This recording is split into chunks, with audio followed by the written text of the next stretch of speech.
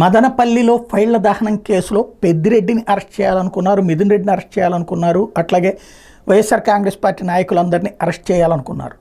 దాని మీద నేను అప్పటి నుంచి చెప్తూనే వచ్చాను. అసలు విషయం ఏంటో తేల్చకుండా రాజకీయ కోణంలోంచి దర్యాప్తు చేయమంటే ఇవాళ రోజున పోలీసులు ఏం చేయలేరు, ఏ అధికారులు ఏం చేయలేరు. వాస్తవం ఏంటి అన్నటువంటి దానికంటే కూడా వదంతులు పత్రికల చుట్టూనే కథ నడిచింది. ఫైనల్గా చలపతి అనేటువంటి ఒక వైఎస్ఆర్ కాంగ్రెస్ పార్టీ నాయకుడు అరెస్టుతో ప్రస్తుతానికి అడుగులు సెకండ్ స్టెప్కి వెళ్ళినాయి.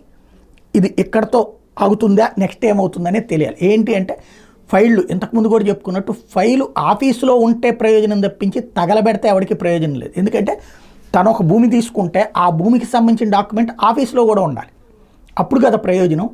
కాబట్టి మదనపల్లిలో వాస్తవానికంటే కూడా ప్రజలలో ఏదో జరిగిపోయింది అన్నటువంటి ఒక కల్పితం అన్నటువంటిది ఎక్కువ జరిగింది. ఇంతకీ కనీసం అతను ఆ తేజ అనేటువంటి అతను తగలబెట్టినట్టు కూడా నిర్ధారించాలి. ఎందుకు తగలబడింది అన్నది కూడా ఇప్పటికీ తేల.